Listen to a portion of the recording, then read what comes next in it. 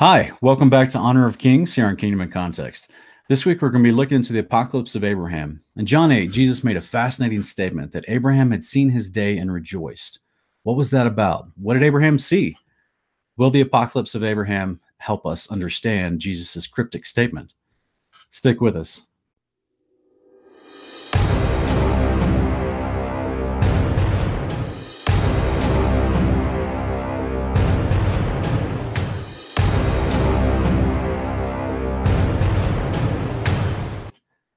Welcome back here to Honor of Kings.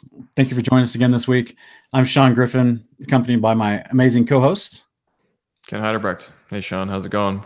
Good evening, brothers and sisters. Shabbat shalom to you guys. Hope you had a good Shabbat, and look forward to discussing some fascinating extra biblical content in this episode. And hopefully it'll be eye-opening, and you'll do what we're told to do, and that's become a Berean and test these things to the scriptures and make sure that, you know, what Sean and I are talking about lines up with what the Word of God has already revealed. And, you know, as this show kind of exemplifies Proverbs 25:2, where it is the glory of God to conceal a thing, but the honor of kings is to search out a matter. So that's what we're trying to do here, guys, on this episode. It's the whole premise of the show and why we do it. Yeah, you know, our motivating reason, if this is your first time to see the show, initially, you know, we grew up in church. We're familiar with the modern American canon of 66 books in the Bible. But then over time, as we continue to study the Bible, we realize there's a lot of references to books within the Bible that are not inside the Bible, right? That's right. And so this is why we started realizing there was books taken out of the Bible about 140 years ago. Some of them removed even earlier, but we have books in other canons across the world, like the Book of Jubilees and the Ethiopian Orthodox canon that's not in the Protestant canon as well. So our goal is to take some of these apocryphal books, and the word apocryphal just means hidden, and to take some of these hidden books and to test them against the modern American canon of 66 and see if they stand up. We're going to scrutinize them as far as their content, their message, and their themes. So thank you for joining us. And this week we're jumping in the Apocalypse of Abraham, which is a fascinating little book that helps us flesh out the Genesis 15 moment of the covenant sacrifice Abraham has with Yahweh. So let's look real quick at this is what we were talking about last week as we looked briefly into the apocalypse of Baruch. And we saw Baruch actually mention this moment that Abraham had in Genesis 15, didn't we, Ken? Yeah, that's right, Sean. For those of you who hadn't seen last week's episode, I highly recommend doing it.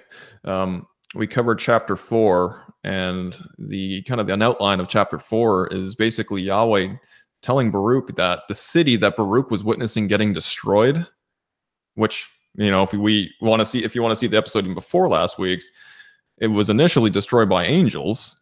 They helped destroy it, and the fire of God helped destroy Jerusalem. And you know, just check that episode out. It's a pretty good episode. But you know, what Baruch was witnessing there, that city that was being destroyed, wasn't the one that the Father had said he wrote on the palms of his hands, as he quoted in Isaiah earlier. And it happened to be paradise, which was shown to Adam and also to Abraham.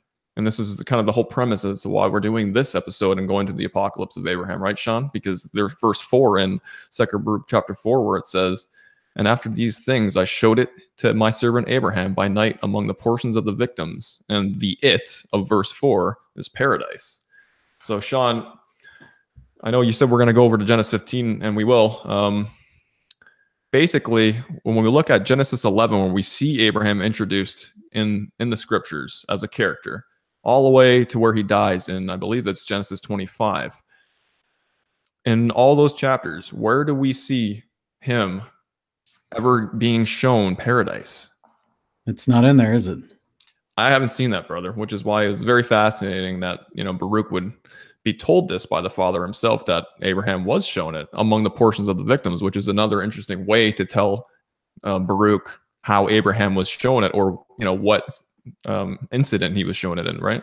That's right. And if Baruch called the it that was shown to Abraham among the portions of the victims by night as the actual paradise of God, which we're explaining, you know, what that is, which is the heavenly Jerusalem, the mother Jerusalem above.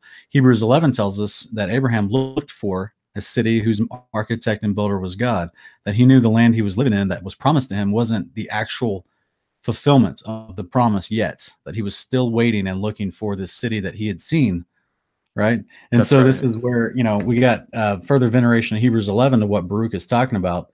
And so this is where, our thoughts were like, well, what's the Apocalypse of Abraham say? Because, by the way, in case people aren't familiar, the word apocalypse just means things being information being revealed to somebody. It means revelation, right?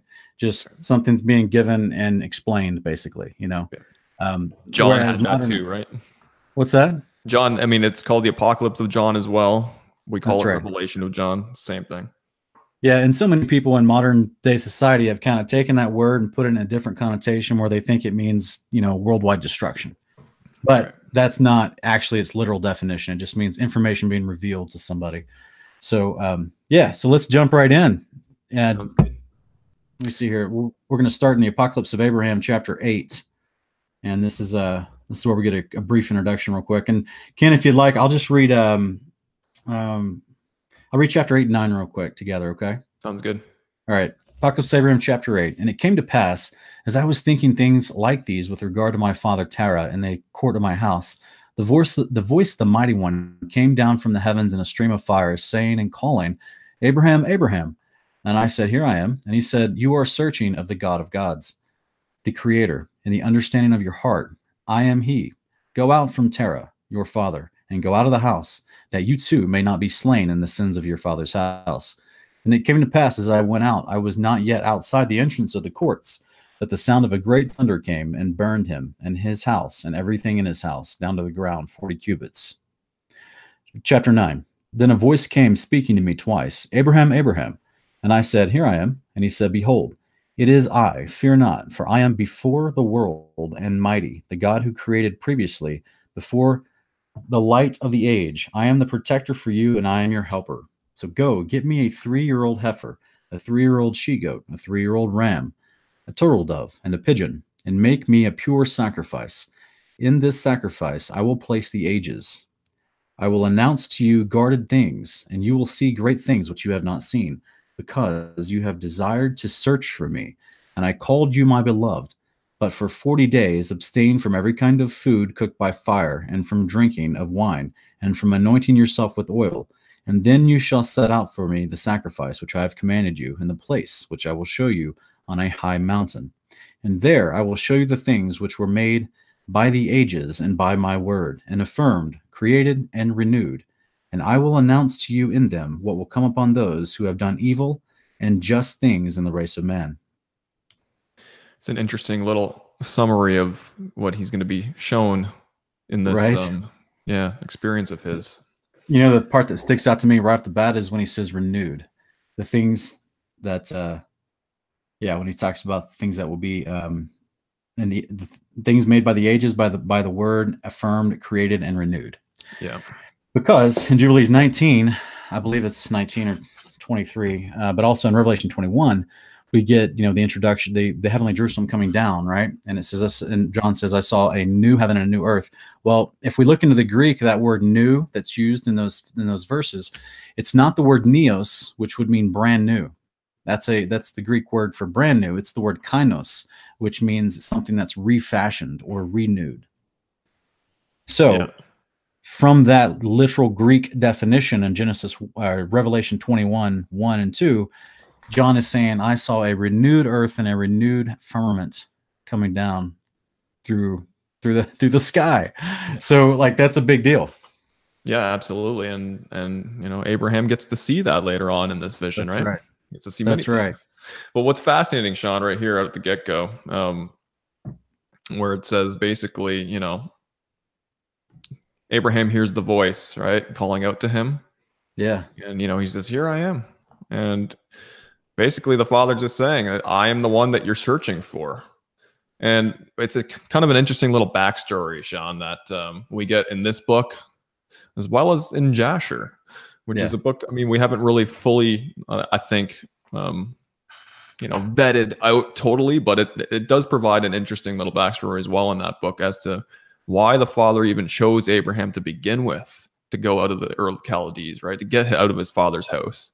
That's right. We don't really see that in Genesis. And I've often wondered that throughout my life. I wondered, why was Abraham such a righteous man? Why did the Father choose Abraham?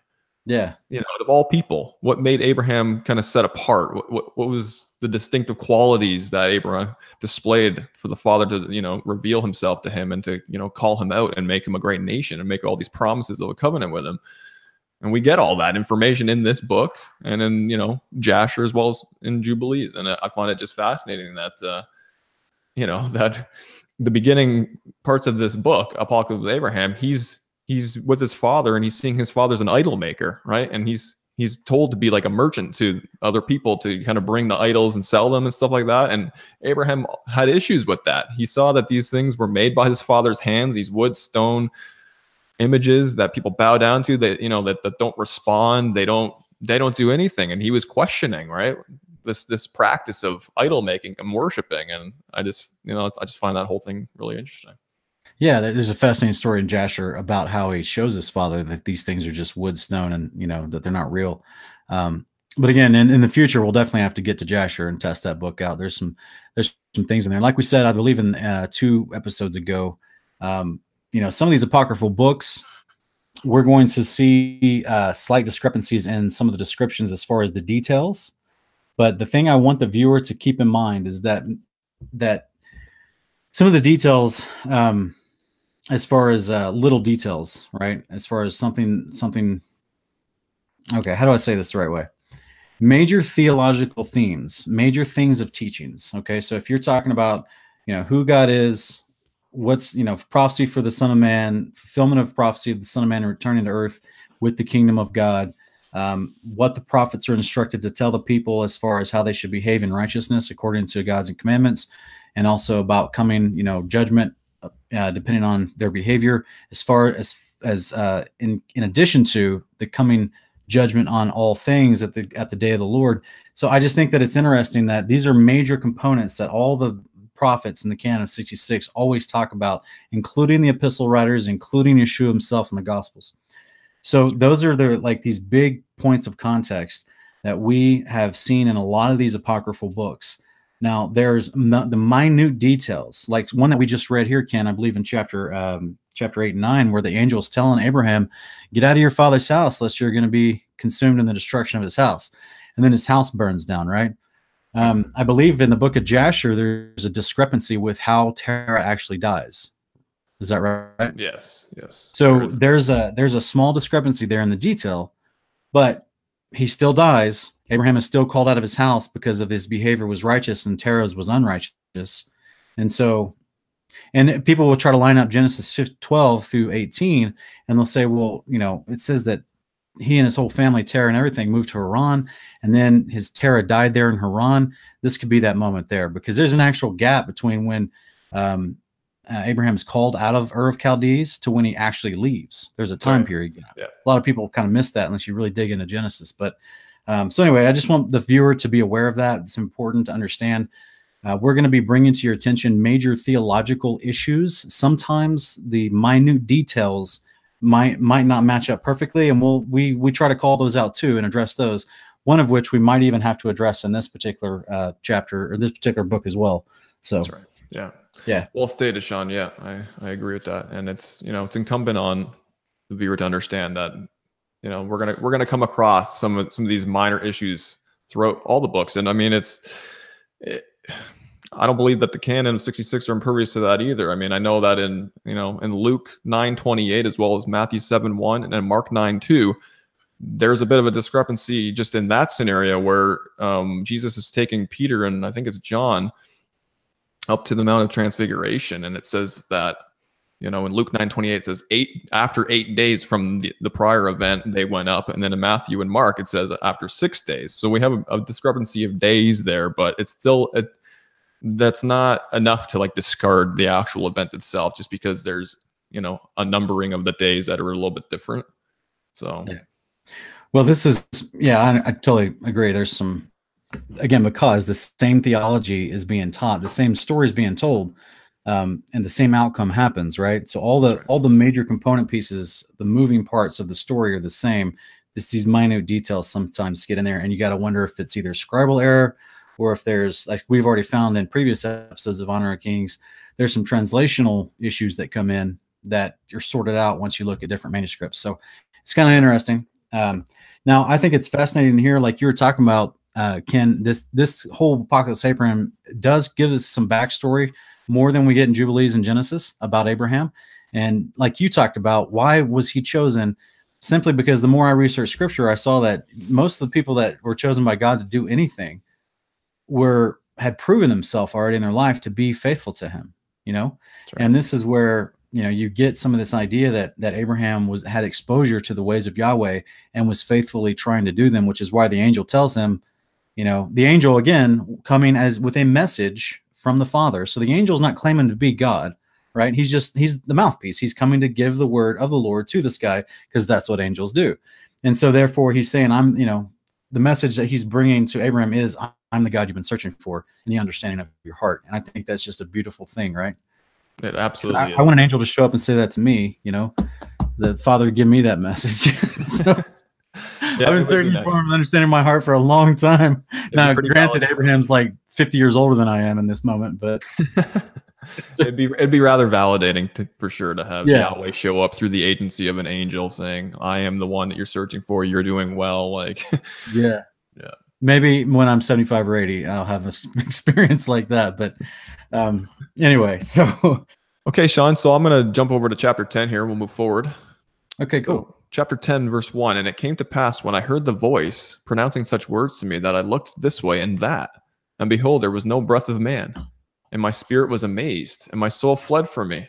And I became like a stone and fell face down upon the earth, for there was no longer strength in me to stand up on the earth. And while I was still facing down on the ground, I heard the voice speaking, Go, Joel, of the same name, through the meditation of my ineffable name, consecrate this man for me, and strengthen him against his trembling. The angel he sent to me in the likeness of a man came, and he took me by my right hand and stood me up on my feet. And he said to me, Stand up, Abraham, friend of God, who has loved you. Let human trembling not enfold you. For lo, I am sent to you to strengthen you and to bless you in the name of God, creator of heavenly and earthly things, who has loved you. Be bold and hasten to him.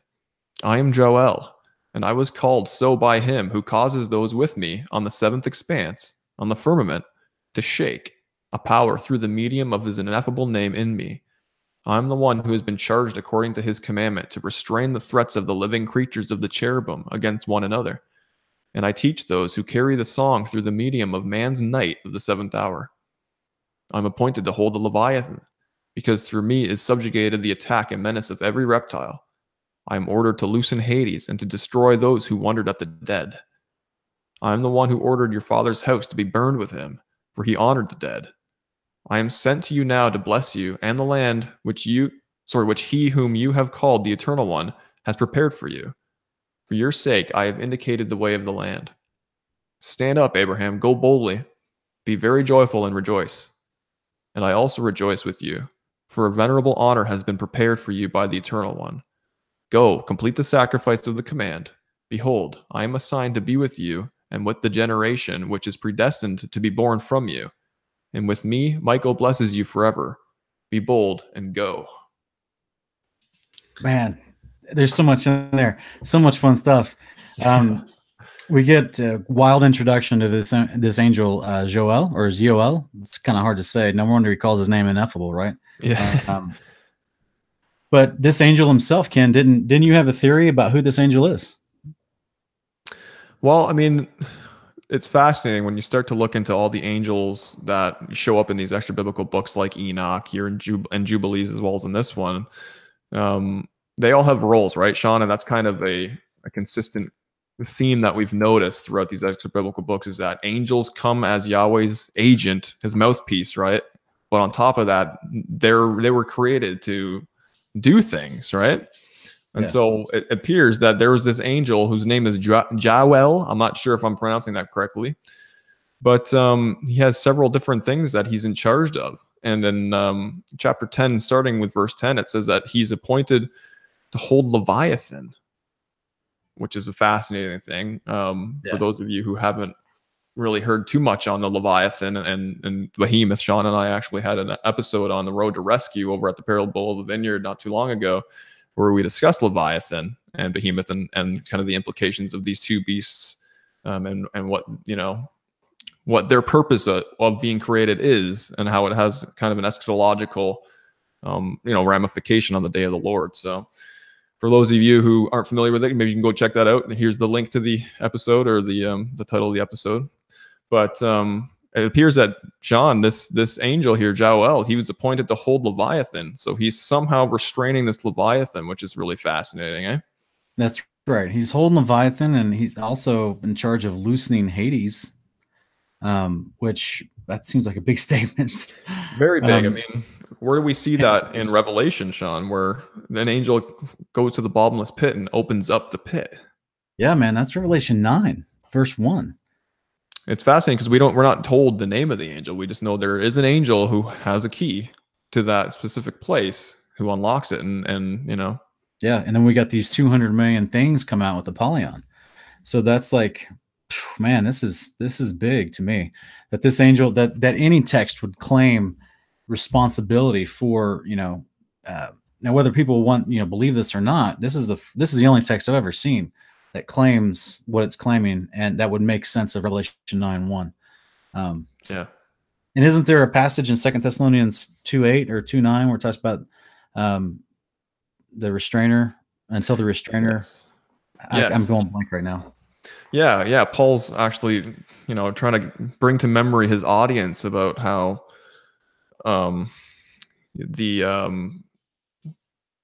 lawless one's revealed. The lawless one, yeah. He's revealed, right? And until the restrainer lets go, right? And that's right. Here in this book, that the restrainer is this guy. And if you haven't already seen here on Kingdom in Context, one of my principal concepts here for my channel is that I've created a context tree. And so on this context tree are several different branches that are major themes repeated and spoken all throughout the scriptures and explained all throughout the scriptures. One of those branches is the branch Apollyon, and I've already done a video for that branch, and I'll flash here up on the screen for you. But this idea is called Apollyon, is the name of the video itself. You're welcome to go check that out. And I break down Revelation about Revelation 9:1 and Revelation 17:8, where it explains to us who Apollyon is. And I go through all throughout the scriptures to explain that. So you're welcome to check that out when you have a chance. But it's very possible, Ken, that this moment here is this angel that let loose Apollyon. And then at the end of days, it's 42 months before the return of Yeshua. Yeah, well, it's very fascinating, Sean, because, I mean, as you referred to 2 Thessalonians there, historically, I think the theory for that, who the restrainer is, has kind of been attributed to Michael, right? Yeah. And there hasn't been much to go off of, other than we know that in Enoch, Michael is over the nations, right? And over the favorable nations, I think it's referred to as.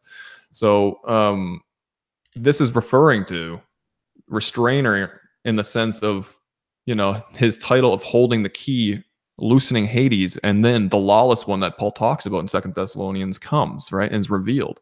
So my opinion, yeah, I think that this is who the restrainer is. This angel Joel is the one contextually who Paul's referring to in 2 Thessalonians instead of Michael.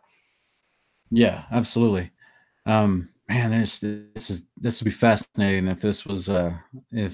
This would be, and it would make so much sense because of the study that we did on Leviathan as well, and everything, how that plays out at the end of days when the Messiah returns. Yeah. Also in verse 7 and 8, actually, where it talks about, Joel is saying that I was called so by him who causes those with me on the seventh firmament to shake. Yeah. So as we've discussed in previous episodes of Honor of Kings, especially when we're going through the book of Enoch and in the first few episodes, we delved into the creation model that's explained in Genesis 1, that's repeated in the book of Enoch, all throughout the scriptures, actually. And it's not a ball and space model. It's a completely different model than the heliocentric model that was taught to us as kids. This is a model in the scriptures that is described as an enclosed dome, if you will, a firmament-like dome. And the actual structure of the dome is what the Father calls the firmament and gives it the name heaven in Genesis 1, verses 6 through 8. And other passages like Deuteronomy 10:14 and books of Enoch and many other places, Psalms, there's a passage that refer to multiple layers of this dome above us. And this here, we have a seventh layer being spoken about.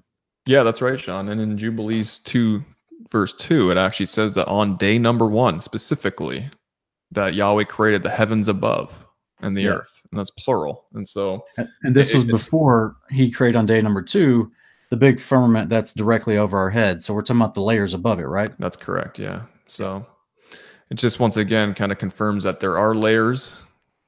According to what I've studied, there's 7 of them, and he's on the top, and that's where the Most High is, right? Him being the Most High, he literally is the Most High on the top, on the 7th firmament. And that would make sense why this angel has so much responsibility if he's one of those that gets to hang out on the top layer with the Father. That's right. Because this guy looks to be in charge of a lot of stuff. Yeah. So, Sean, if we move forward to also verse 9 here, it says that he restrains the threats of the living creatures of the cherubim against one another. And that is interesting, because we're going to find as we go through this book, it won't be in this episode, but in either next episode or a following episode, we're going to see that there's an instance here where the holy cherubim have to be kind of refereed by him. And that's one of his, one of his qualities, is that he's capable of kind of getting in between and making sure that they don't create chaos between the two of them, because they're so jealous for Yahweh. Yeah. Fascinating. Yeah, talking about fanboys. But yeah, absolutely. That's and also just the phrase right after that, where he says he teaches those who carry the song through the medium of man's night of the 7th hour. So what song and what 7th hour? Is that the stuff that's referred to in was it Esdras? Second Esdras? Yeah, Second Esdras, I think, talks about that. Breaks it down in the 12 different hours of mankind. Yeah. And what is this song? Is this the song that we see in Revelation that's taught to the resurrected saints? Yeah, and there's a song that we're going to see in this very book too, once we get to it. I don't know if it's the same song, but he teaches Abraham a song, and he says, you're going to have to learn this song if you want to come up to this kind of level of the firmament, because we're all singing kind of a song kind of similar to this. So you start learning. You got to learn what the music. That's great. It's so good. Yeah, man, this is so much fun. I wish we had a few hours to break this one down, but today it's just, there's a lot of content we want to get to for the viewer. So, but really, I think next we should probably just go into Genesis 15 and Jubilees, and we're going to read the parallel account of what's happening to introduce the next chapters that we're going to start reading from Apocalypse of Abraham. We want to preface those chapters with the canon of Genesis, and then we're going to jump to the parallel and Jubilees real quick. That way people can have an understanding of what we're about to compare from the Apocalypse of Abraham. That's right. So, and real quick in Genesis, I'll read this part here. We're going to be reading 7 through 20 out of Genesis 15. Verse 7, he said to him, I am the Lord who brought you out of Ur of the Chaldeans to give you this land to possess it. And he said, O Lord God, how may I know that I will possess it? So he said to him, bring me a 3-year-old heifer, a 3-year-old female goat, a 3-year-old ram, and a turtle dove, and a young pigeon. Then he brought all these to him and cut them in 2 and laid each half opposite the other. But he did not cut the birds. The birds of prey came down upon the carcasses, and Abraham drove them away. Now, when the sun was going down, a deep sleep fell upon Abram, and behold, terror and great darkness fell upon him. God said to Abram, know for certain that your descendants will be strangers in a land that is not theirs, where they will be enslaved and oppressed 400 years. But I will also judge the nation whom they will serve, and afterward they will come out with many possessions. As for you, you shall go to your fathers in peace. You will be buried at a good old age. Then in the 4th generation they will return here, for the iniquity of the Amorite is not yet complete. It came about, when the sun had set, that it was very dark, and behold, there appeared a smoking oven and a flaming torch, which passed between these pieces. And on that day the Lord made covenant with Abram, saying, to your descendants I have given this land, from the river of Egypt as far as the great river, the river Euphrates, the Kenite, the Kenizzite, the Cabonite, the Hittite, the Perizzite, and the Rephaim, and the Amorite, and the Canaanite, and the Girgashite, and the Jebusite. Excellent. Yeah, there's it doesn't seem to be a whole lot there in terms of what is really truly going on. I know that, Sean, this is kind of the moment where we see Abraham going into covenant with the Father, right? And is, in your opinion, is this a threshold covenant? Yeah, no, it's not. I've actually done an entire video on this particular passage in Genesis 15. I'll flash the thumbnail on the screen. It's under my Bride series on the playlists on my channel here in Kingdom and Context. You guys are welcome to check that out for a supplementary conversation that is in a different facet about Genesis 15 compared to what we're talking about today. But I do go over the actual covenant and the implications and how it's been erroneously taught to us in the past, to compare it to actually what it is, And so you're welcome to check that out. It's called the Bride series. I have parts 1 and 2. And then that'll help you clarify from a priest perspective as far as what's going on there. But what we're doing today is we're looking at this moment of covenant sacrifice from an implications perspective, as far as what is this claim that we read from John chapter 8, where Jesus said, Abraham saw my day and rejoiced. What is this claim from Second Baruch, or the Apocalypse of Baruch, that we just read beginning of the show in chapter 4, where he talks about among the portions of the victims at night, Abraham was shown paradise. What's going on here? And so that's where we don't get any of that in that passage in Genesis 15 that I just read. The only thing that we would get that I see a place where it could be squeezed in, that it's just not explained, because remember, as we've spoken about in multiple other segments and videos, and here on Honor and Kings, and also on my channel, many other videos, I explain how Genesis, remember that this first 5 books of Genesis, Exodus, Leviticus, Numbers, and Deuteronomy, they've been discovered to have been encoded mathematically with how the words are structured. So Genesis has a lot of summary statements. Sometimes it backs up and explains. Sometimes it just glazes right over them, because these other writings like Jubilees, like this book we're reading, the Apocalypse of Abraham, they flesh out the details even further. They just give you the summary of events real quick because they're trying to get to the next concept.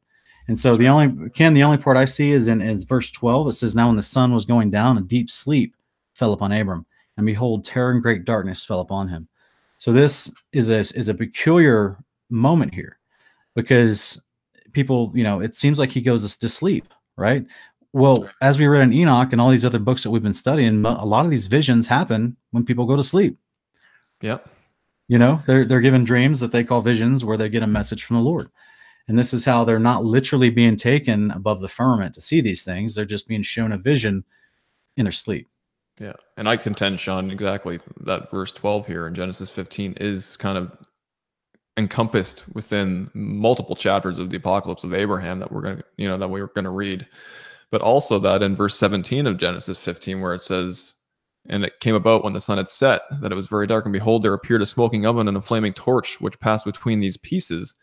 I mean, I've heard a couple different theories, but I think the more leading theory that exists out there is that this is Yahweh, and this is his son, right?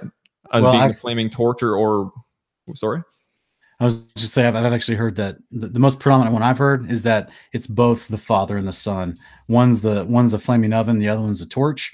But that's just, in my opinion, a huge misconception, as far as, a flame comes from a flaming oven, right? So the torch flame comes from, to me, it's not two separate things. It's just the description of one concept, and he's describing different facets of the flaming oven, which has the furnace, which has a flame coming up from it, which is where flames would come from. So that's what I was going to say, is that it's Yeshua is the flame, and the furnace itself is Yahweh or something, but they're both part there, right? They're both kind of taking a part there. That's what I've heard. And that's what I believe for many years. But when we get over to Jubilees 14, we're going to see really what this is all about, right? What's going on here. This isn't just pieces lying on the ground that two entities are passing through. Right, that's right. Yeah, that's the common mistaught, in my opinion, very misunderstanding of this idea, is that he just cut these pieces open, laid them on the ground, was knocked out, and then when he woke up, he saw two different things: a furnace and a flaming torch passing through the pieces. And that's why people think this was a cultural custom called a threshold covenant. But that is not what Jubilees tells us, nor is it what we're going to read in the Apocalypse of Abraham. So you want to get to Jubilees real quick? Yeah, absolutely. So guys, we're going to be in Jubilees chapter 14, as we've said. Well, I think I'll start with verse 7, Sean, and go up to 20. I think we'll cover most of the context there. Okay. Okay, starting with verse 7. And he said unto him, I am the Lord that brought thee out of Ur of the Chaldees, to give thee the land of the Canaanites, to possess it forever. And I will be God unto thee, and to thy seed after thee. And he said, Lord, Lord, whereby shall I know that I shall inherit it? And he said unto me, take me an heifer of 3 years, and a goat of 3 years, and a sheep of 3 years, and a turtle dove, and a pigeon. And he took all these in the middle of the month, and he dwelt at the oak of Mamre, which is near Hebron. And he built there an altar, and sacrificed all these. And he poured their blood upon the altar, and divided them in the midst, and laid them over against each other. But the birds divided he not. And birds came down upon the pieces, and Abram drove them away, and did not suffer the birds to touch them. And it came to pass, when the sun had set, that an ecstasy fell upon Abram, and lo, a horror of great darkness fell upon him. And it was said unto Abram, Know of a surety that thy seed shall be a stranger in a land that is not theirs, and they shall bring them into bondage and afflict them for 400 years.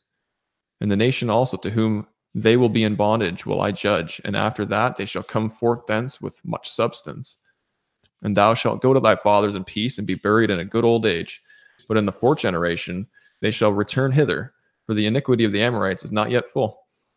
And he awoke from his sleep, and he arose, and the sun had set, and there was a flame, and behold, a furnace was smoking, and a flame of fire passed between the pieces.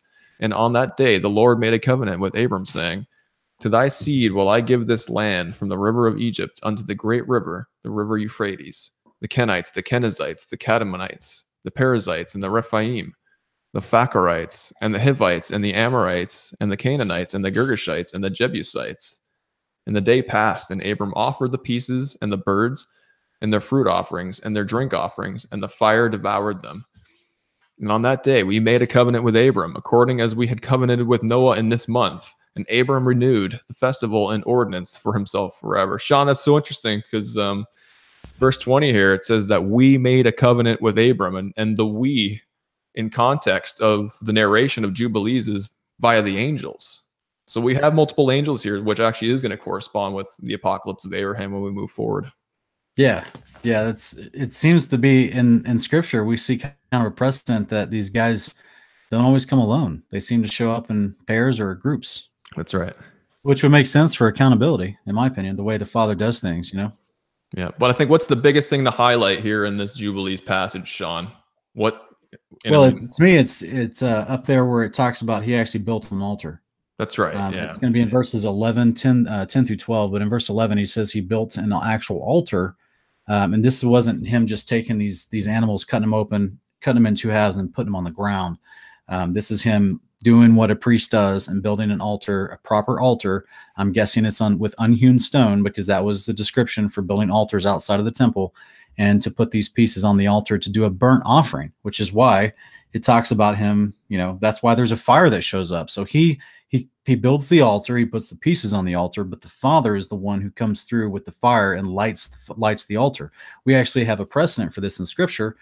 Many places in Exodus, the book of First Kings, and other places where God literally lights the altar. The famous thing with the famous showdown on Mount Carmel between Jezebel, Ahab, their forces, the prophets of Baal versus Elijah.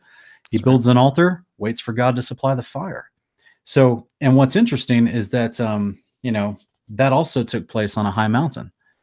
So I just think it's interesting because remember, Apocalypse of Abraham, the angel tells us, Abraham, I'm going to take you to a high mountain. I'm going to show to you, and we're going to do the sacrifice there. So yeah, it's super fascinating, Sean. I mean, Jubilees 14 verse 19 for sure kind of backs up what you're saying here. It says, and the fire devoured them. So we have a fire for sure devouring the pieces that were on the altar.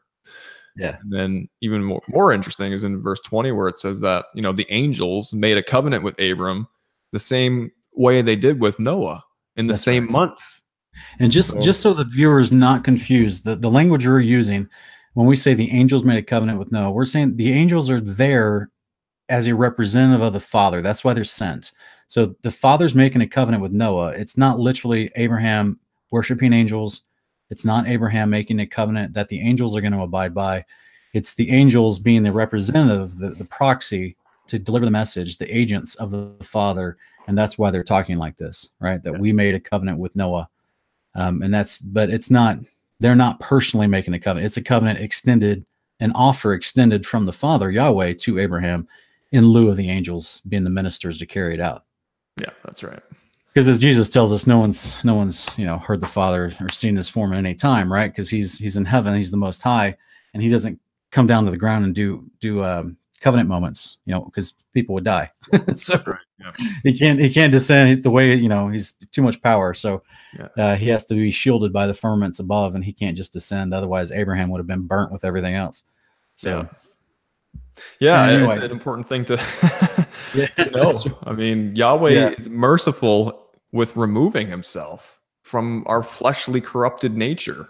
Yeah. So it's his grace and his mercy that he sends his agents who come mightily. And we even see that in Apocalypse of Abraham. Abraham falls like a stone dead to the ground. This isn't This isn't a new concept. We see it in Revelation. I think it's in Second Ezra as well. The angel has to, lift him up and give him kind of back his life into his body and say, stand up here. I know we're terrifying, but at least it wasn't the Father coming before you. Right. It's just, and that's actually something I wanted to jump into. Unless there's anything else in Jubilees right now, I know we might reference Jubilees again in a minute, but unless there's anything else in Jubilees right now, I wanted to jump back to the Apocalypse of Abraham real quick. No, I'm good, man. We can move on. Okay. But I think it's actually in chapter 11 here where what you read about the appearance of this angel, right? And it's in verse 2, the appearance of his body was like sapphire, the aspect of his face was like chrysolite, and his hair of his head like snow, and a kadaris was on his head, and the look of a rainbow, and the clothing of his garments was purple, golden staff in his right hand. So here afterwards, you got this description of this angel Joel or however you say his name. I think it's fascinating that the appearance of his body was like sapphire. And here's the thing about sapphire. That's a generic term for many different colored stones. So sapphire comes in all different colors, even clear. So I don't know exactly what that means. I don't know exactly what color he is, but it says the aspect of his face was like chrysolite. Well, if you look up chrysolite, it also has many different stones that they're like gem-like qualities of stones, but there's many different kinds and they come in all different colors. So that doesn't help us either with an actual, literal technical description. But then it says there was a kadaris, which is like a little crown on his head, okay, and that it was the look of a rainbow. Well, okay, so is the guy wearing a rainbow, or is it the look? Is the crown that's on his head literally giving off the look of a rainbow? Which to me, if you've ever seen anything that's highly polished, certain types of metals like bitrum is a type of stone that looks like a rainbow color, like different layers of the stone reflect different types of all the colors on the spectrum. And so I just think it's fascinating that this guy, from his appearance to his face to his crown, could just be irradiating all types of colors on the spectrum. And of course it says he showed up in the appearance of a man. So this is, to me, it's kind of helpful when we see this in other parts of scripture where it says, like in Genesis 18, the 3 men that showed up to Abram and Sarah, and they had the meal for them before they went to Sodom and Gomorrah. Well, these are clearly angels, as the scriptures tell us, right? It wasn't just regular men, but they're spoken of as man because they show up in the appearance of a man. So just hopefully that helps some people following along. But I just think it's fascinating that this guy showing up this guy's blinged out, from his face to his clothes. He's got a staff of gold. He's got a purple robe, which is a symbol of authority, and a crown. And I know, when the first time I ever read the Apocalypse of Abraham, I wondered to myself, was this a pre-incarnate Yeshua? Yeah, because it does. It's very reminiscent of Revelation 1, where Yeshua is kind of described in like manner. And even Daniel, I believe it's chapter 7, we see the same thing in terms of the Ancient of Days having white hair. And it's all a description of, in my opinion, just spiritual beings and what they look like. It's not that, it's not that these are all somehow in a Trinitarian like fashion the Father, right? That's right. Yeah. And so and when I first read this was what I thought was a pre-incarnate Yeshua. Now I understand from a greater context, especially from Enoch. I understand a greater context of the purpose of the Messiah and when he was to be revealed and why. And so I understand that this was just an angel. But initially, I thought this was what Jesus was referring to in John chapter 8, when he said, Abraham saw my day and rejoiced. So, but then again, I got a direct name. I have huge issues because then I've got an angel calling himself a specific name that was never announced or never explained for Yeshua himself. Yeah. And so, in fact, we even have in 2nd Ezra, Yeshua being called Yeshua before he was even born, right? Yeah, that's right. But not to mention, Sean, as we're going to see perfectly with what that John 8 passage is referring to, in this book, Abraham gets to see through one of the layers of the firmament actually Yeshua. That's right. Yeah. So that's what I would have said. That's me right there. If that was really him in some fashion. Right. So yeah, I agree. Yeah. That's what I was morphing into, is just to say that in the following chapters, probably next episode, we're actually going to read about the moments Abraham gets to see the day meaning the reign of Yeshua. and when he's in his fullness and what's going on there. So guys, make sure you catch not just the end of this episode as we go into some of these further things, but the next episode, because we're going to follow up in the Apocalypse of Abraham even further and flesh out this moment that's happening in Genesis 15. Okay, so we'll just pick back up into 12, 13, and 14, and then we'll keep breaking down the Apocalypse of Abraham. So here in chapter 12, verse 1, it says, "We went, the two of us alone together, 40 days and nights, and I ate no bread and drank no water, because my food was to see the angel who was with me, and his discourse with me was my drink. We came to God's mountain, glorious Horeb. And I said to the angel, singer of the Eternal One, Behold, I have no sacrifice with me, nor do I know a place for an altar on the mountain. So how shall I make the sacrifice? And he said, Look behind you. And I looked behind me, and behold, all the prescribed sacrifices were following us, the calf, the she-goat, the ram, the turtle dove, and the pigeon. And the angel said to me, Abraham, and I said, Here I am. And he said to me, Slaughter all these, and divide the animals exactly into halves, but do not cut the birds apart, and give them to the men whom I will show you standing beside you, for they are on the altar of the mountain. For they are the altar on the mountain to offer sacrifices to the Eternal One. The turtle dove and the pigeon you will give to me, for I will ascend on the wings of the birds to show you what is in the heavens, on the earth and in the sea and the abyss and the lower depths, in the Garden of Eden and its rivers, in the fullness of the universe. You will see its circles in all." Wow. That's Now, yeah, I don't like the use of this translation where it used the word universe, because that has a very specific connotation in our modern times that doesn't seem to match the biblical creation model. Yeah, and I mean, for those of you who are wondering, Sean and I are reading from the pseudepigrapha.com. This translation that we're reading actually has a parallel translation right beside it, and it actually words it a little bit better, in my opinion. And in the fullness of the whole world and its circle, and you should gaze into all of them. So, I mean, it's talking about the world kind of as a whole instead of the universe, because I agree with you. It has a bit of a different twist to that. Yeah. But it's what's interesting, Sean, is and you will see its circles and all. I mean, we know, we've seen that word described throughout the scriptures, how Yahweh sits kind of above in the heavens and looks down upon the circle of the earth, right? And so it makes it seem like there's within each firmament, it's like everything's kind of in a circular fashion as we go up. It's almost like a column. Right. That's right. And that's why I think we do see in later chapters in the 20s and 30s that he is looking at different layers of the firmament and then looking down through some of them in this vision. And so that's why the rest of the entire book of the Apocalypse of Abraham would not match this initial translation that because like I said, we're looking at the specific website that compares two different translations. So the translation that uses the word universe, which is a modern term that we use for the heliocentric concept, in most people's minds anyway. The rest of the entire book and everything spoken in the Apocalypse of Abraham would not match that description. Yeah. So the secondary translation, which says the whole world and its circle, matches Isaiah 40:22, and so many other passages in scripture that we get from Genesis 1, the description of creation. So something. Yeah. So that's interesting, man.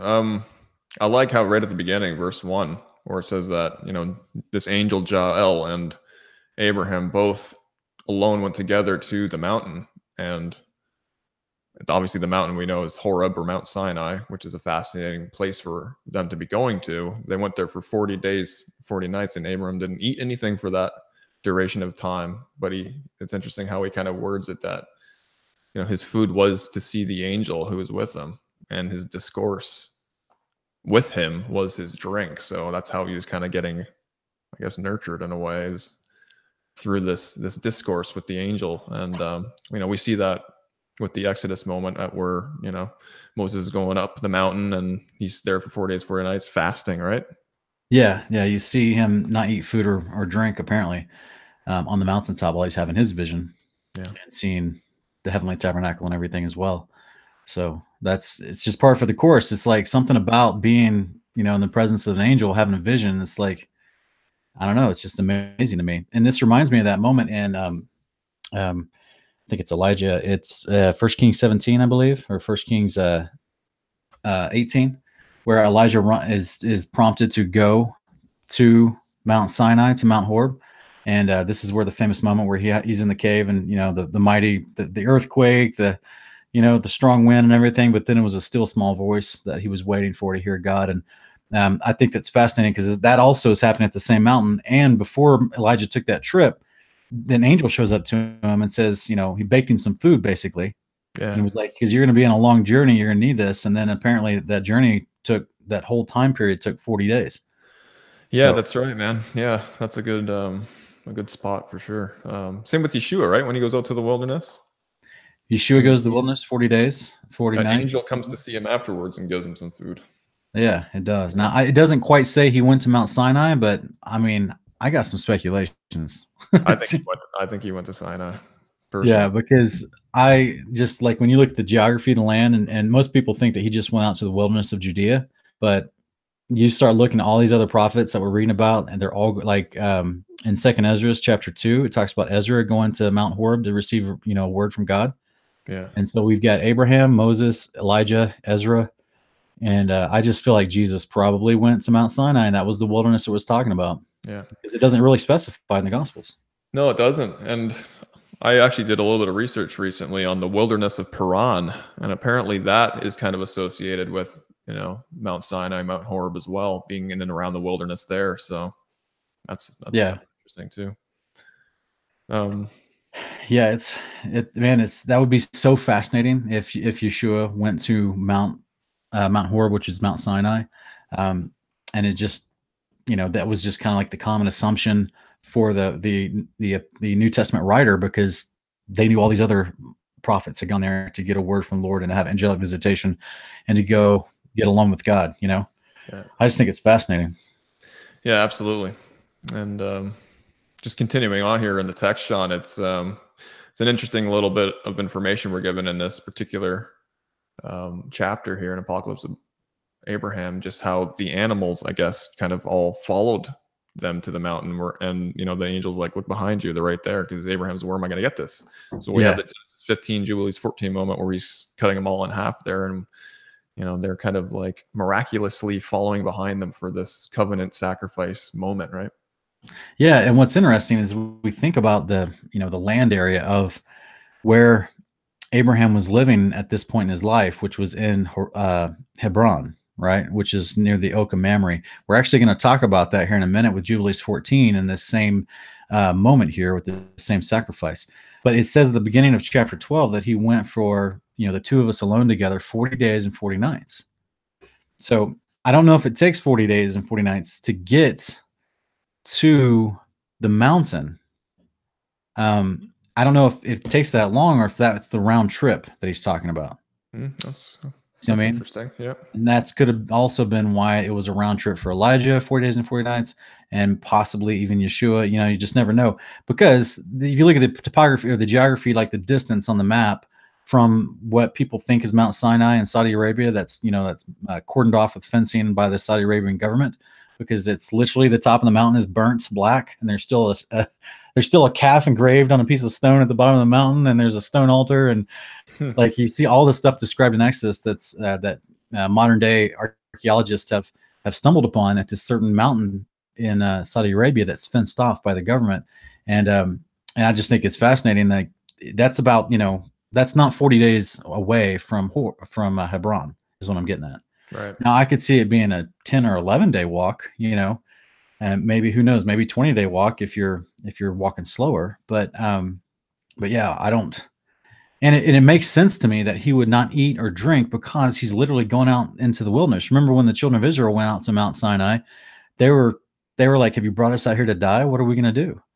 You know, Yeah. and then Moses prayed, and then God's like, well, strike the rock and I'll have water come out, you know, but then, or he said, speak to the rock, but Moses struck it, which was not good.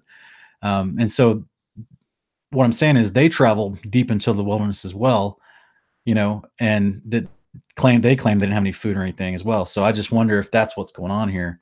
Is it's not like he could just carry a koozie or a cooler behind him on wheels. You know what I mean? Yeah. But what's cool is that apparently he's bringing the sacrifice with him. So technically, I guess I don't know if he eats these animals on this particular sacrifice. It's kind of hard to discern with the wording, but even if he didn't, apparently he's just saying, I had no food or drink, because being with the angel was my food, or, you know, his discourse with me was my drink. And that's a fascinating statement, just because it's like, It's like he didn't even notice the animals falling behind. He's so wrapped up and trying to talk to this angel. Yeah. What are they talking about for 40 days and 40 nights? You know, like Yeah, no, that's fascinating.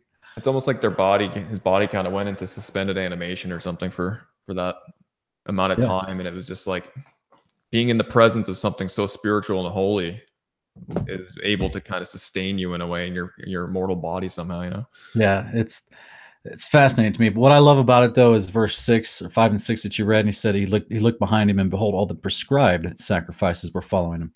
So it wasn't just random animals, it was the specific ones. And this is to me what I was referencing earlier when we look at Abraham and Genesis setting up these altars and saying he was calling on the name of the Lord and doing these sacrifices. This guy was a priest. So he knew which animals went for which sacrifices on what days. Like the guy wasn't just being told, you know, every single time he put up an altar and did a sacrifice. He wasn't being told individually. Like he had been trained, he'd been taught, and that's where I would, you know, I want to believe Jasher is Jasher is legit, you know, and because it's Jasher claims that Shem raised him for the most part. So Shem being the Melchizedek would have taught him all this stuff to know what the prescribed animals would be anyway. Yeah. Yeah, so that's interesting, man, for sure. And I mean, Abram had to have had some sort of knowledge of these, you know, priestly instructions somehow, because you're right, he is making these altar sacrifices, and it's not like anyone can just randomly do that, right? Right. Yeah. So these are for specific people, and they know the specific ingredients and the motions to go through, you know. Sean, I like in verse 10 here where it says we finally get to see why the two birds, the turtle dove and the pigeon, aren't to be touched, really, right? And it's the turtle dove and the pigeon. The reason why that they're not to be sliced up or anything is because that the angel will ascend on the wings of the birds to the heavens. Yeah. And then go through the earth and the sea and the abyss and the lower depths and the Garden of Eden and its rivers and then the fullness of, you know, the world. But that's kind of the reason why that, you know, those are to come with the sacrifice, the altar sacrifice here, but we're not touching those because we have a specific reason to leave those things, you know, unaltered. So I find that fascinating. Yeah. Well, I think if we read 13, we're probably going to run into some answers, some questions we may ask about the birds and about his food and everything. Yeah. And then also we get introduced to Azazel showing up on the scene. So that's interesting. Yeah. Sean, do you want me to read chapter 13, or did you want to? Yeah, you can read anything. Okay. All right, chapter 13. And I did everything according to the angel's command, and I gave the angels who had come to us the divided parts of the animals. And the angel Jael took the two birds, and I waited for the evening gift. And an unclean bird flew down on the carcasses, and I drove it away. And the unclean bird spoke to me and said, "What are you doing, Abraham? On the holy heights, where no one eats or drinks, nor is there upon them food for men, but these all will be consumed by fire, and they will burn you up. Leave the man who is with you and flee, for if you ascend to the height, they will destroy you." And it came to pass when I saw the bird speaking, I said this to the angel, "What is this, my lord?" And he said, "This is disgrace. This is Azazel." And he said to him, "Shame on you, Azazel. For Abraham's portion is in heaven, and yours is on the earth. For you have selected here, and become enamored of the swelling place of your blemish. Therefore the eternal ruler, the mighty one, has given you a dwelling on earth. Through you, the all-evil spirit is a liar, and through you are wrath and trials on the generations of men who live impiously. For the eternal mighty one did not allow the bodies of the righteous to be in your hand, so through them the righteous life is affirmed in the destruction of ungodliness. Here, counselor, be shamed by me. You have no permission to tempt all the righteous. Depart from this man. You cannot deceive him, because he is the enemy of you and of those who follow you and who love what you wish. For behold, the garment which is heaven was formerly yours, has been set aside for him, and the corruption which was on him has gone over to you." That's so cool, man. Isn't that amazing? This angel is reprimanding Azazel. Yeah, he's putting him in his place, that's for sure. Two things I want to point out real quick, just in case the follower, you guys, if you're watching, you know, and you're viewing this, and you're and you may have noticed something very unique from when we read Jubilees 14 to what we start off with here in Apocalypse Abraham chapter 12. Jubilees 14 claims that, I think it's in verse 10, it says that Abraham lived near the oak of Mamre near Hebron. The very next sentence says, "And there he built an altar," and then it goes into the story we're reading here. So on a brief reading, we may immediately think, okay, well, therefore this whole story didn't take place on Mount Sinai like the Apocalypse Abraham is saying it, but it took place in Hebron somewhere.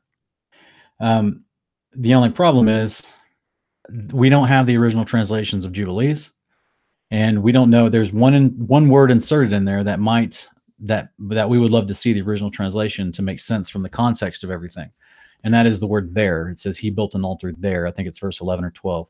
Yeah, so the 11. Point is, we know from Genesis that this was the time of Abraham's life where he was living near Hebron, which is what the end of chapter 10 seems, or verse 10, Jubilees 14:10 seems to say. But many times in Scripture, it just skips right to a next thing without, even in Jubilees, it skips right to something else without a lot of explanation, which you may have to go find in Genesis. And other times we see this in Genesis, then we have to find it in Jubilees, and we have to piece them together, kind of like a puzzle, if you will. So even if there may be a true discrepancy, we don't know. We just wanted to bring it. We just want the viewer to know that we noticed it. Okay. And so all the component pieces of the story are the same. This minor detail seems to be, at first glance, seems to be different. Jubilees seems to say this happened near Hebron.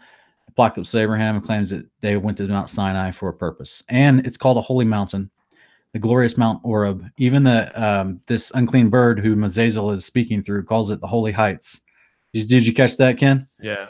And so that's why in Jubilees chapter 4, verse 26, it says, "For the Lord has 4 places on the earth, the Garden of Eden, the mountain of the east, this mountain on which you are this day, which is Mount Sinai, and Mount Zion, which will be sanctified in the new creation for the sanctification of the earth.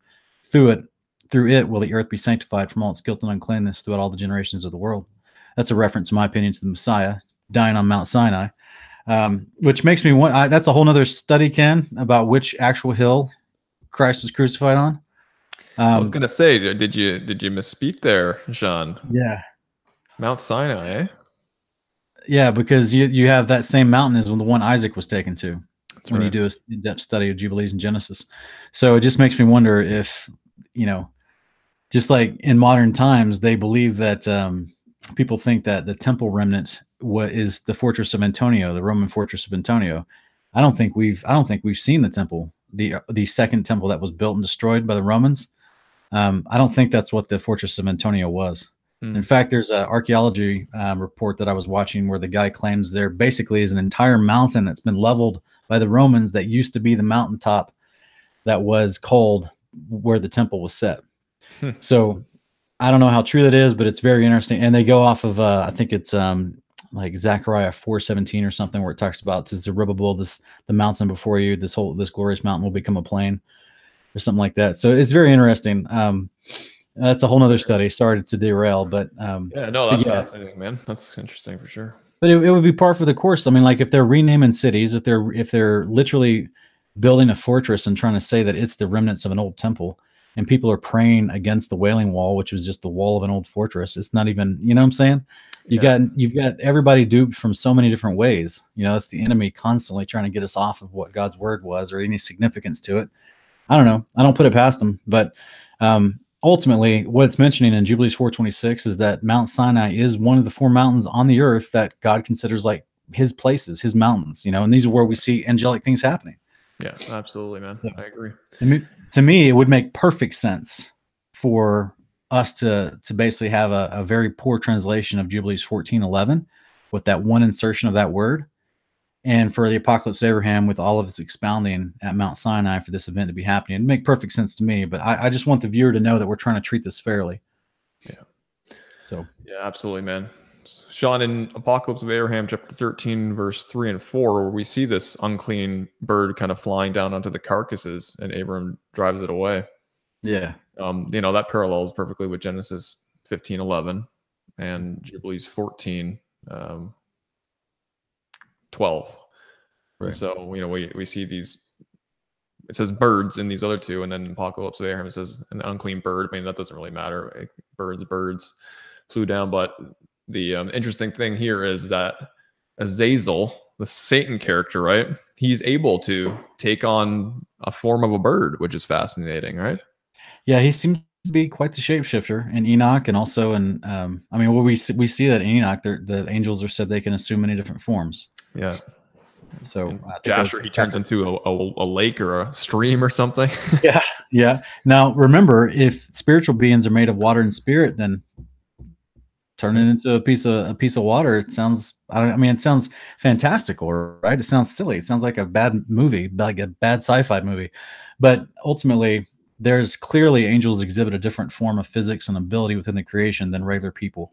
And so this is the great transgression for them to abuse that and to trick mankind. You know what I mean? Yeah. Because with, I hate to sound like a Spider-Man, but with great responsibility or great power comes great responsibility, right? Yeah. So, I mean, it's just like these guys are abusing their great power and being irresponsible with it, these rebellious angels.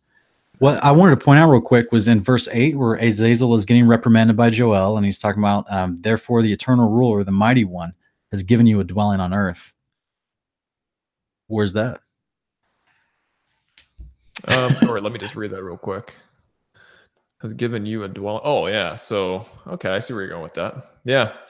Well, I mean, it's just a fascinating concept that, I mean, we see later on in this chapter that Joel's just basically saying that Abraham is taking your place, right? Mm-hmm. One day at the resurrection, when he's going to have an immortal body, he's going to be able to kind of ascend those heights, whereas you're on the earth, right? And you're staying here. So I think I know where you're going with your question there. I don't know if I'm going anywhere. I just wondered if we've ever seen any reference in Scripture to Satan having a dwelling on earth. You know? Yeah. I guess like generically, you would think, well, he kind of just roams in it, to and fro over the earth, but there could be a dwelling place for him and spiritual entities that he's spiritual in charge wickedness of. in high places. I don't know. It's interesting. I just thought that just stood out to me because I don't see that in any other passage. But clearly, he's not just continually moving. He's probably gonna, again, this is kind of the thing that I think a lot of people kind of, because we've been so indoctrinated, Ken, with movies, and people just kind of forget that, the whole concept of these rebellious angels, they're like, you can reach out and grab them, like they're tangible, Well, I mean, Jacob did that, right? He wrestled with one for quite some time. Now they do have the ability to apparently pass through walls and change their form and do that kind of thing because they have this higher form of creation as a part of the nature and the physics of their body. But it seems to be that they still, do they need food? Well, I know that we're going to be eating angels' food at the resurrection, the manna that was provided to Israel during, the Exodus. So clearly they have some form of food, but he's on the earth and he's actually cast out of, in my opinion, he's cast out of his dwelling above the firmament. Now he may be able to traverse still, just simply because we see that in Job 1 and 2. But I don't think he has an actual home above the firmament anymore. He has to pretty much stay down here. Yeah. So it's just interesting. But I mean, Sean, it's just like Satan to do his thing, right? To try to derail us and get us away from anything to do with the Father and living in covenant and, Well, how interesting is it? Let's remember Matthew 4 with the 3 questions that Satan asked Jesus, right? Yeah. Satan goes to the wilderness, wherever that wilderness is. It doesn't matter if it's analogy, but he goes to the wilderness and he says, "You hungry? Make those stones turn into bread." What's the first thing he says to Abram? What are you doing on these holy heights where no one eats or drinks, nor is there any upon them food for men? Yeah, true that. Yeah. He's scared him, saying you're not gonna be able to eat anything, right? You're gonna starve, buddy. You're gonna die in this experience. Get away. Yeah, it's crazy. And then he tries to scare him and says, "If you ascend to the height, they will destroy you." Yeah. And I just, it's strange to me. Anyway, so I mean, I'm trying not to take this too far, but I just see it's the fun little parallels here because what was it, the second temptation or the third that he took him to the top of the temple and told him to throw himself down? I think it was the third. And then the second one was he took him to offer him all the kingdoms of the earth. Yeah. It's pretty interesting. I don't know. It's just but like you're saying, the enemy is just trying to stop him from having this significant moment with the Father. Yeah. Where they establish covenant, which is we get the seed of promise come from Abraham, which is so amazing. Yeah, Sean, that's so true, man. It is interesting that Azazel would say, flee, like, because if you ascend to the height, they will destroy you. So it's like we're almost being shown here what Yeshua said when he came in the flesh, right? No man has ascended, but he who descended, right, aka me. Right. No man can do that because yeah, you will get destroyed. That's right. So, which is interesting because as we read forward in this Apocalypse of Abraham book, he's taken up kind of in the spirit, right? In a form where he can ascend, where he's not going to obviously get destroyed by whoever would destroy someone who's trying to ascend. But it's interesting. Yep, there's a unique parallel there, but I don't know if it plays out all through all three temptations, but it definitely strong overtones of similarity for sure. Yeah. Especially because they're juxtaposing the angel Joel is reprimanding Azazel and kind of like contrasting the idea of, well, he's now going to get your portion, right? What did this Satan tempt Jesus with? If you bow down to me, I'll give you All what he owns, the kingdoms of the world. So Abraham's being promised all that stuff anyway. Yeah, no kidding. That's awesome. Right, through his seed, through the Messiah who comes from his seed. But I just think it's fun to look at. Do you want me to take off and finish 14? Yeah, sure. Man. All right. So chapter 14 says, the angel said to me, Abraham, and I said, here I am, your servant. And he said, know from this that the Eternal One whom you have loved has chosen you. Be bold and do through your authority whatever I ordered you against him who reviles justice. Will I not be able to revile him who has scattered about the earth the secrets of heaven, who has taken counsel against the mighty one? Say to him, may you be the firebrand of the furnace of the earth. So go, Azazel, into the untrodden parts of the earth, for your heritage is over those who are with you, with the stars and with the men born by the clouds, whose portion you are. Indeed, they exist through your being. Enmity is for you, a pious act. Enmity is for you, a pious act. Therefore, through your own destruction, be gone from me. And I said the words as the angel had taught me. And he said, Abraham. And I said, here I am, your servant. And the angel said to me, Abraham, answer him not. And he spoke to me a second time. And the angel said, now, whatever he says to you, answer him not, lest his will run up to you. For the eternal mighty one gave him the gravity and the will, answer him not. And I did what the angel had commanded me. And whatever he said to me about the descent, I answered him not. That's really interesting, that Jael had to kind of tell him to, rebuke Satan to get away. Yeah. That's pretty wild. And I think it's just wild because he's talking about, for your heritage is over those who are with you, with the stars and with the men born by the clouds, whose portion you are, right? Mm-hmm. Indeed, they exist through your being. And so what we read back in Enoch, right, when we're studying Enoch, was that Azazel was seeming to be a part of these rebellious angels that came down. But yet it didn't seem like Azazel had truly created offspring through his own personal seed, that he didn't take a wife, right? That's kind of what we concluded, because he didn't get the same judgment as anybody else. That's right. But his portion of disobedience and rebelliousness clearly lines up with the Nephilim actions and the rebellious stars that came with him, right? The other watchers that descended and rebelled. But what I think is fascinating is this is with the men born by the clouds. Yeah, I was going to point that out to you. I wasn't sure what to comment on regarding that phrase. Well, isn't ancient, mythology and the stories of the ancient cultures, the pagan cultures, that, the Valhalla, the gods lived in the sky? Yeah. Oh, okay. I see. I'm just some fun stuff in there. I don't know, because he's telling him he's a part of that portion. So that's very interesting. That is very interesting. Okay. But I don't know. Other than that, man, there's not a lot in this chapter because he's basically just rebuking Azazel. Yeah, he's rebuking him, and basically, Giles telling Azazel, you don't have permission to do this to the righteous, right? Right. And then, Giles like, all right, Abraham, you're told to rebuke him. Tell him, get out of here. Yeah, so it's pretty wild. Now, what I think that, next week when we dive deeper into the actual sacrifice that's happening, and then he's going to actually have the vision, which is that part we read in Genesis where it says he fell asleep, basically. And then terror and darkness came upon him. That's the actual moment where he has, the actual vision. So, folks, we're going to get to that next week because we've run out of time for this week. But we've got an amazing introduction here of Abraham being called by the Father. An angel introduces himself to them and goes on a journey with him to Mount Sinai to do this famous sacrifice. it's all the same sacrifices and implications that we're reading for the inheritances, for, the Messiah who, with all of Israel becomes the inheritance of God. That was contrasted against Azazel, who we determined was Satan in our Enoch studies, is in all of his inheritance was those sons of disobedience, right? Who, like it said, kindled a fire in the earth.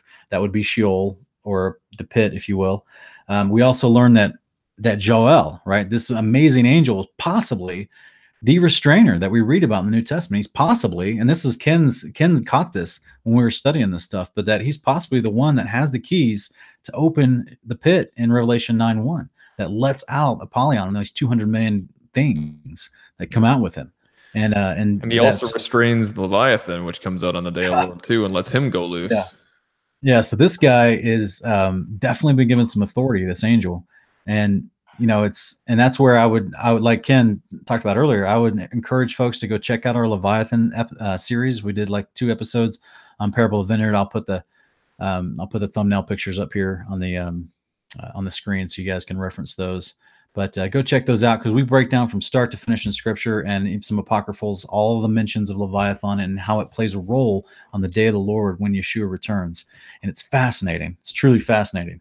So it would only make sense that somebody like this would be in charge, just like we have Michael, Uriel, Raphael, all these other angels that are in charge of other things. This guy's in charge of some very unique things, in my opinion. Yeah. So anyway, Ken, is there anything concluding that you'd like to add to? It was a fun episode, Sean. I had a great time kind of just going through these extra biblical texts and, cross-examining them with, Genesis 15. And yeah, fascinating stuff, man. I think this really makes a lot more sense of what's being talked about in 2nd Baruch chapter 4, verse 4, right? Where Abram was able to see paradise among the portions of the victims. So hopefully you guys are kind of catch up with what we're trying to say here based off of our 2nd Baruch exposition the last couple episodes we've been doing. So it's been fun. Yeah, next week we're actually going to get into those chapters. We're going to cover chapters 15 through 21 of the Apocalypse of Abraham, where he actually, in this vision, the angel shows him heaven, the different layers of heaven, and he gets to see paradise. He gets to see the day of Jesus reigning in Zion. So I think it's amazing. It's truly amazing. And it makes sense of so much of the scriptures of why Abraham was so important, why Jesus would make the statements he did in John 8. So come back next week, guys. We'll have a great time. If you haven't already liked, shared, or subscribed, please do so. Put your comments down below. It helps us. It helps our video pop up in the side reel for other people to find Honor of Kings. And if you haven't shared us on Facebook, we encourage you to do that if you like the show, because every week we get new people that find the show and they just start binge watching. And so I get all the emails from it because they'll start binge watching like all the episodes in a row, and then they start asking me questions. So I just get like stacked, all these questions coming in from people catching on. But yeah, we appreciate everyone that watches and supports us, both with prayers and blessings and just your viewership. And we hope to bring edification to the scriptures by digging into these apocryphal and hidden books if possible. So Ken, it's good to see you, brother. We'll look to seeing you next week as well. Absolutely, man. And brothers, sisters, have a good one, and we'll see you next week. Bye. See you guys later.